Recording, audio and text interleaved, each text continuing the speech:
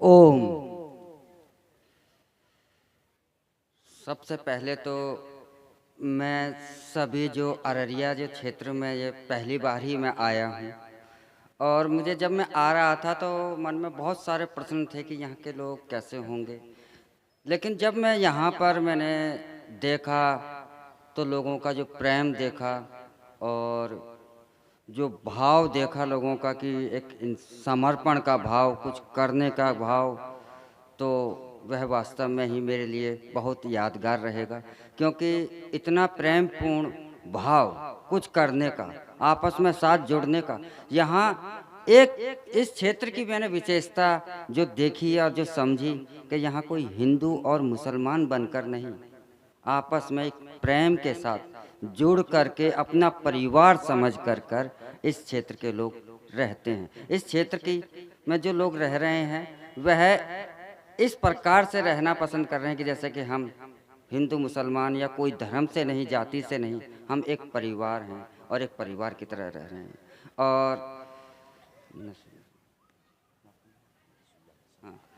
और सबसे ज़्यादा तो मैं ये कहूँगा कि हदीसुल्लाह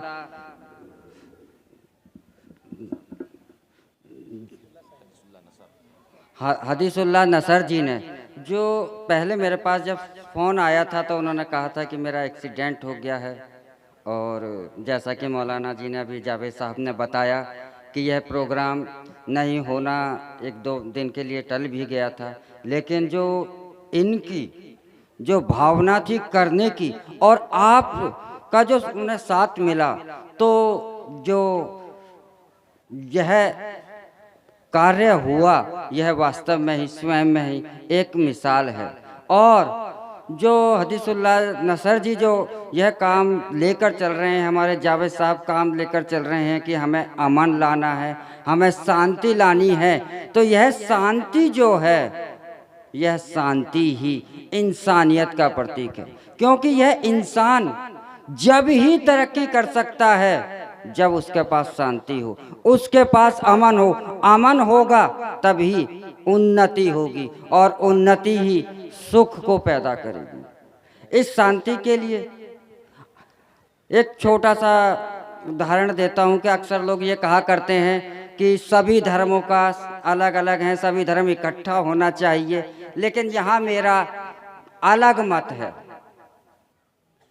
अलग मत इसलिए है कि इस धरती के अंदर जितने भी, चाहे पूरी धरती पर कहीं भी आप चले जाइए, सबका एक ही जवाब होगा, ईश्वर एक है, अल्लाह एक है। कोई भी ये नहीं कहेगा कि दो हैं। जब वह एक है तो उसका बनाया हुआ इंसान भी एक है। तो और ये जो धर्म है, यह इंसान का इंसानियत, यह धर्म भी एक है।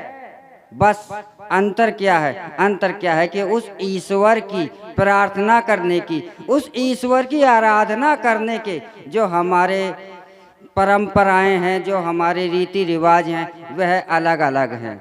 बस इतना अंतर है। और हिंदू और मुसलमान में देखें तो बहुत गहराई के साथ आप विचार कीजिए, कभी शांति से बैठ कर के सोचिए कि हिंदू और मुसलमान में जो बेस है 70% तो उनमें एक जैसा ही समानता है। वह अलग अलग तो बाहरी रूप से हैं, लेकिन अंदर से तो उनके एक समानता ही है, क्योंकि यह दोनों ही शांति चाहते हैं। जब हुसैन साहब, एक उदाहरण देता हूँ बहुत बड़ा, हुसैन साहब के जब उनके 70 उनके परिवार के 70 लोगों का कत्ल कर दिया गया था। मैं भी एक धर्म गुरु हूँ, अगर मेरे भी बच्चे को एक जरा सी खरोंच आ जाए तो मैं भी एक चोला त्याग करके लड़ने पहुंच जाऊंगा, आप भी लड़ने पहुंच जाएंगे। लेकिन जो 70 जिनके परिवार के 70 लोगों को कत्ल कर दिया गया, उसके बाद भी वह कहता है कि मैं क्षमा करता हूं, तो पूरी दुनिया में ऐसा क्षमाशील का उदाहरण कहीं दूसरे भी है? नहीं होगा। तो जिस इस्लाम के अंदर इतने विकट स्थिति में आने के पर कि जब मनुष्य अपना आपा खो दे और वो क्षमा करने की हद से भी गुजर जाए, उस स्थिति में भी कोई क्षमा कर रहा है तो ऐसे क्षमाशील, इतनी शांति को चाहने वाले वह हुसैन साहब जो थे, वह क्यों चाहते थे शांति? क्योंकि शांति से ही मानवता की उन्नति होती है। तो ऐसे ही जब भगवान कृष्ण ने जब दुर्योधन के पास पहुंचे कि मैं युद्ध नहीं चाहता, अगर 5 गांव भी दे दो तो भी युद्ध टल जाएगा, क्योंकि कृष्ण ने भी, भगवान कृष्ण ने भी कहा कि शांति ही सर्वोपरि है। लेकिन दोनों ही स्थितियों में शांति नहीं हुई और युद्ध का तो एक ही मतलब होता है कि आपको विनाश ही होगा। युद्ध से कभी भी सुख प्राप्त नहीं होता है। आज देश के अंदर बहुत सारी चीजें चल रही हैं कि अभी पिछले कुछ दिनों में एक चर्चा का विषय भी होता है। अक्सर मैं कहीं भी जाता हूं भारत में तो अक्सर लोग ये पूछते हैं कि जो हिंदू मुस्लिम चल रहा है तो इससे हमारे देश का जो एकता है, सद्भाव है, यह बिखर रहा है। अरे हिंदू और मुस्लिम, आप एक पिछले 500 सालों का इतिहास उठाइए, हिंदू और मुस्लिम एक साथ रह रहे हैं। 1000 साल पहले का भी इतिहास उठाइए, हिंदू और मुस्लिम तब भी एक साथ थे। हिंदू और मुस्लिम कभी अलग हैं, कभी इतिहास को उठा लीजिए, कभी भी ये अलग हो ही नहीं सके और ना हो सकते हैं। हिंदू और मुस्लिम कभी भी अलग नहीं हो सकते। जैसे आपने पैसा देखा है ना, सिक्का देखा होगा, तो वह दोनों तरफ से छपता है, तो उसी प्रकार से हिंदू और मुस्लिमों का जोड़ है। हमारे पास इतिहास है, साथ रह रहे हैं, साथ ही लड़ रहे हैं, चाहे इनमें लड़ाई भी होती है। जब साथ रहते हैं तो कुछ मतभेद भी होते हैं परिवार के तरीके से, तो इसका मतलब यह नहीं है कि हम अलग हो गए। हमारी मान्यताएं एक जैसी हैं। जब शादी होती है तो हिंदुओं में भी भाई दूल्हा घोड़ी पर बैठता है, बैंड बाजे बजते हैं, सभी इकट्ठे जाते हैं। मुसलमानों में कौन सी अलग रीत है? वह भी इसी तरीके से, हाँ यह है कि थोड़ा सा उनका बेस अलग है, रीति रिवाजें। भारत के हर 10 किलोमीटर के हिस्से में चले जाएंगे, एक नई रीत आ जाएगी, एक नई रिवाज आ जाएगी। तो हमारा जो भारत है, बहुत सारी विविधताओं का देश होने के बाद भी इस देश के अंदर हम सब अमन चैन से रहते हैं। कहा जाता है कि इस्लाम के 56 देश हैं, तो उन 56 देशों की जनसंख्या को जोड़ लीजिए तो सबसे उन 56 देशों से ज्यादा मुसलमान भारत में रहते हैं, और 100 देशों की जनसंख्या को जोड़ लीजिए, उस बड़ी जनसंख्या के लोग हिंदू के रूप में भारत में रहते हैं। 140 करोड़ जो लोग हैं, वह एक साथ रहने के बाद भी अगर इस धरती पर सबसे ज्यादा अगर कहीं शांति का प्रतीक है और कहीं शांति की मिसाल है तो वह सिर्फ भारत ही याद आता है। भारत ही एक ऐसा देश है, भारत ही एक ऐसा देश है जो कि इस्लाम की ओर से ये कहता है कि इस्लाम को मानने वाले अगर धरती पर एक साथ सबसे ज्यादा रहते हैं तो वो भारत है। और भारत का हर मुसलमान इस्लाम जो है वो शांति का संदेश देता है। इस्लाम शांति चाहता है, इस्लाम युद्ध नहीं चाहता, सनातन युद्ध नहीं चाहता, इस शांति चाहता है, क्योंकि हम सब मिल करके शांति के साथ उन्नति करें। और हमारे बीच में जो माहौल जो बनाया जा रहा है, इस पर एक छोटी सी कहानी बताता हूँ, जरा विचार ध्यान से समझिएगा। कि गिद्ध जो होता है ना, जो जानते होंगे आप सभी शायद, तो गिद्ध के जो बच्चे कहते हैं कि आज मांस खाने की इच्छा है, मनुष्य का मांस खाना है आज, तो गिद्ध कहता है कि ठीक है शाम को मिल जाएगा। क्या करता है गिद्ध? एक गाय का मांस का टुकड़ा उठाता है और जाकर के मस्जिद में गिर देता है, वो मंदिर में गिर देता है, सॉरी। और एक सुअर का टुकड़ा, मांस का टुकड़ा उठाता है, जाकर के मस्जिद में गिर देता है। बस इतना सा काम उस गिद्ध ने करा। शाम को बच्चे कहते हैं हमें तो मानव का गोश्त इतना ज्यादा थोड़ी चाहिए था, तो आपको, हम सबको अपने इस वतन के खातिर, अपनी इस धरती के खातिर, और ये हमारी ये धरती, हमारा देश है, इसके खातिर इन गिद्धों से बच के रहना है। क्या आपको ये पहचान करनी है कि ये गिद्ध कौन है, और इन गिद्धों से हमें दूसरे से रहना है। कभी भी हिंदू को कोई खतरा नहीं है मुसलमान से, और किसी मुसलमान को किसी हिंदू से खतरा नहीं है। आपने अक्सर ये अवश्य सुना होगा, अक्सर ये स्लोगन सुन रहा है कि हिंदू खतरे में आ गया है, मुसलमान खतरे में आ गया है। अरे मुसलमान और हिंदू तो हजारों साल से इस धरती पे एक साथ रह रहे हैं, इन्हें तो कभी किसी से खतरा ही नहीं हुआ। खतरा कहाँ है? खतरा तो एक छोटा सा मैं आप लोगों पे यहाँ पे विचार करने के लिए कहूँगा। खतरा तो हमारे सनातन संस्कृति में आ गया है। खतरा क्या है? खतरा मुसलमान को क्या खतरा है? उसे यह कहा जाता है कि अगर तुम्हारी जो रीति रिवाजें हैं जो इस्लाम से संबंधित हैं उनको तोड़ दिया जाएगा, उन्हें नहीं करने दिया जाएगा। हिंदू से भी कहा जाता है कि तुम्हारी जो सनातन की रीति रिवाजें हैं वह नहीं करने दी जाएंगी। लेकिन मैं यहाँ पे एक प्रश्न रखता हूँ आप सभी से विचारने के लिए कि हमारे समाज के अंदर एक रिलेशनशिप, जिसमें कि लड़का लड़कियां एक साथ रहने का रह लेते हैं, रिलेशनशिप क्या इस्लाम इसकी इजाजत देता है कि रिलेशनशिप में आप रहिए? सबका एक ही जवाब होगा, इस्लाम के मानने वाले भी सभी यही कहेंगे कि नहीं, रिलेशनशिप में तो सिर्फ जानवर रहते हैं, इंसान तो रिलेशनशिप में रह ही नहीं सकता। तो अगर इस्लाम ये कहता है कि रिलेशनशिप हम इजाजत नहीं देते, तो क्या हिंदू रिलेशनशिप को मानता है? हिंदू भी तो यही कह रहा है कि रिलेशनशिप में तो जानवर रहते हैं। लेकिन हमारे देश के अंदर रिलेशनशिप एक कानून बन गया, एक सरकार ने बनाया, लेकिन सरकार की तो मजबूरी, सरकार कुछ नहीं करती, सरकार ने कोई जबरदस्ती नहीं दिया। सरकार तो उन लोगों का करती है कि हाँ जो इस तरीके से रह रहे हैं तो वो उनका ही गणना कर लेती है। लेकिन हमारी जो सभ्यता थी, हमारे संस्कार थे, इन पर ये अटैक हुआ, ये हमला हुआ जो रिलेशनशिप जैसी चीज़ों से, तो यह कहाँ से आया? इसे कौन लाया? जाहिर सी बात है ना हिंदू लाए ना मुसलमान लाए, क्योंकि दोनों एक ही जैसा रहना चाहते थे। लेकिन फिर भी आया। हमारी संस्कृति पर रोज ही हमला हो रहा है। हम अपने संस्कारों को छोड़ कर दूसरे संस्कारों पर जाते जा रहे हैं। तो हमें अपने संस्कारों को, क्योंकि ये हमारी संस्कारों की धरोहर है।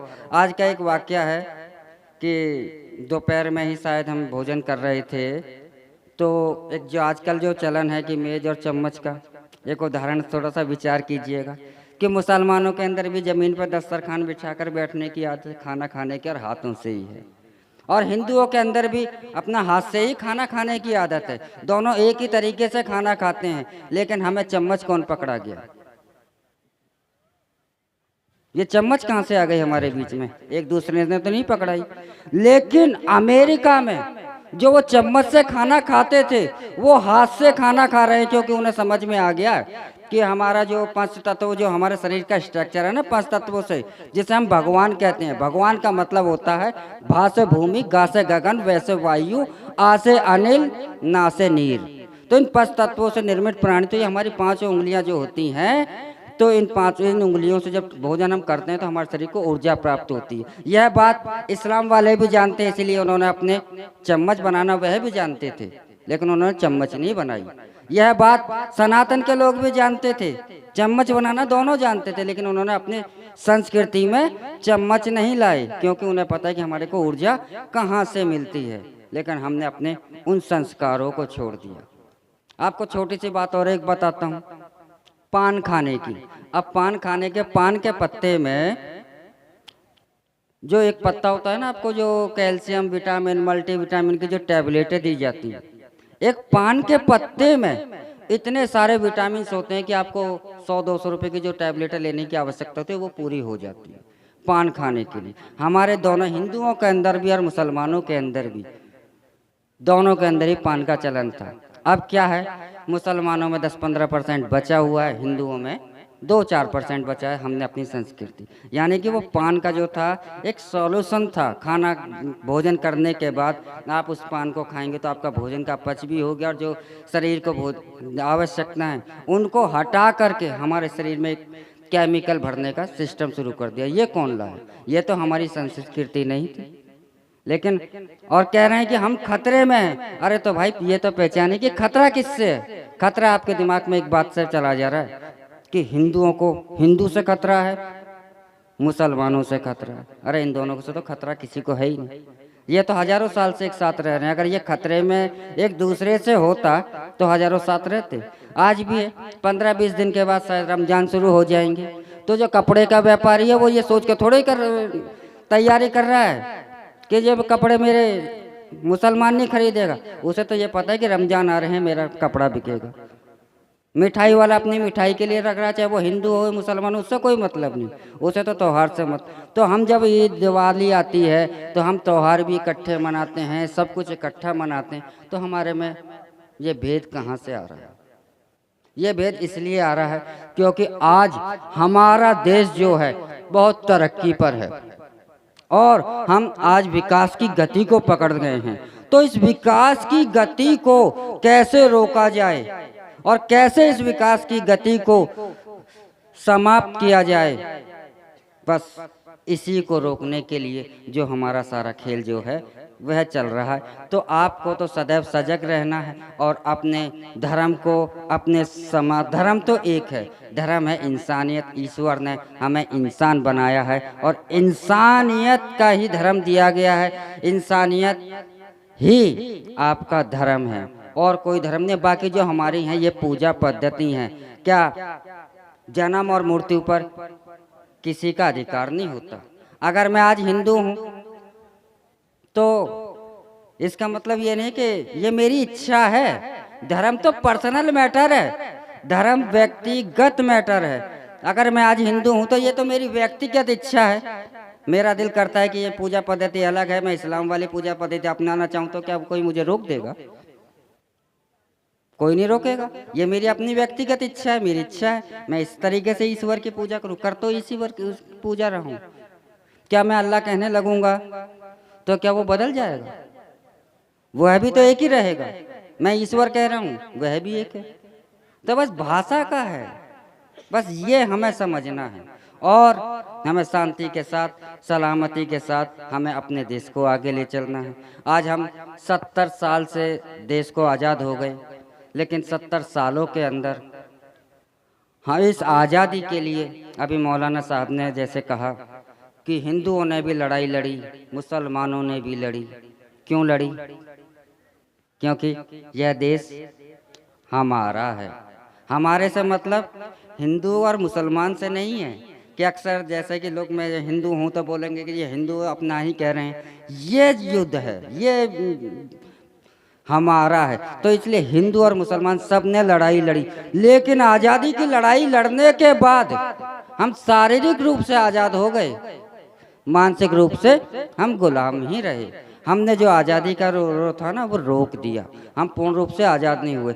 आज भी है, हम अपनी संस्कृति छोड़ करके, जब ये संस्कृति ये बनाई थी तो मैकाले ने एक बात कही थी हिंदुस्तानियों के लिए, 1860 की बात है, बहुत गहराई से जरा ध्यान दीजिए कि यह ऐसी शिक्षा पद्धति है कि शिक्षा पद्धति को पढ़ने के बाद हिंदुस्तान के लोग शिक्षित हों या ना हों ये तो मुझे नहीं पता, लेकिन हिंदुस्तान के लोग इस शिक्षा पद्धति को पढ़ने के बाद दिमाग से ईसाई होंगे और शकल से हिंदुस्तानी होंगे। और आप भी आपने देख लीजिए, तो आपके धर्मों पर, हमारे धर्मों पर हमला कौन कर रहा है?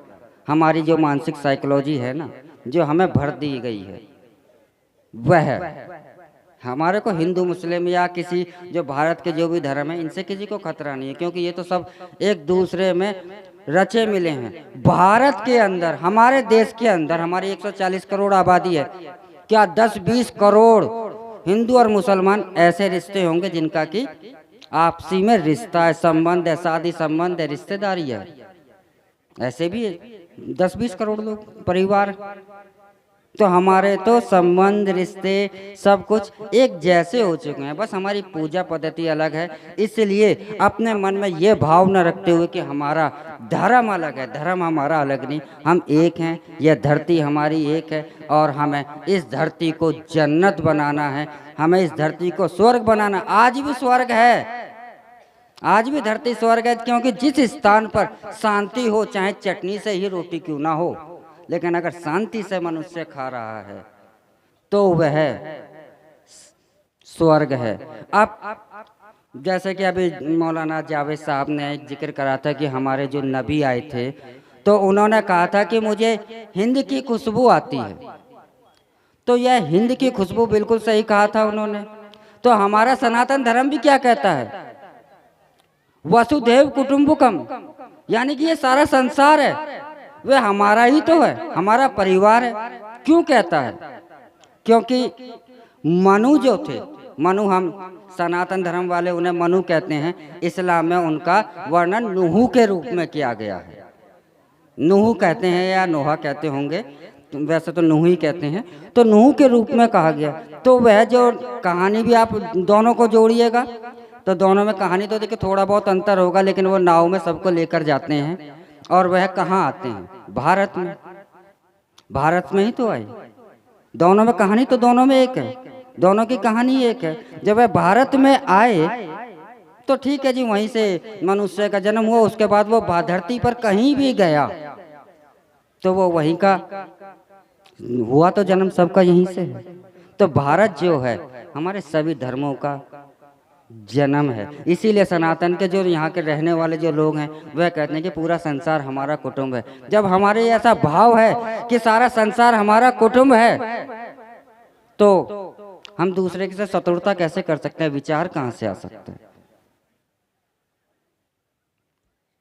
तो मैं यही यहाँ पर आपको यही संदेश दूंगा कि जैसा प्रेम आप लोगों के बीच में मैंने देखा है और मैं इस प्रेम को एक यादों के रूप में संजो कर लेके जाऊंगा, और तो ऐसा ही प्रेम आप में मुझे सदा ही मिले। और इसी कामना के साथ करूंगा कि आने वाला जो समय है वह सीमांचल जो है क्षेत्र है, यह एक तरक्की की, अमन की और शांति की मिसाल पूरे भारत को यहीं से एक मिसाल दे। और इस मंच के साथ और इसी के साथ मैं आप सभी से विदा लेना चाहूँगा। गैरियत के पर्दे एक बार फिर उठा दे, बिछड़ों को फिर मिला दे, नक्शे दुई मिटा दे, सूनी पड़ी हुई है मुद्दत से दिल की बस्ती, आ एक नया शिवाला इस देश में बना दे।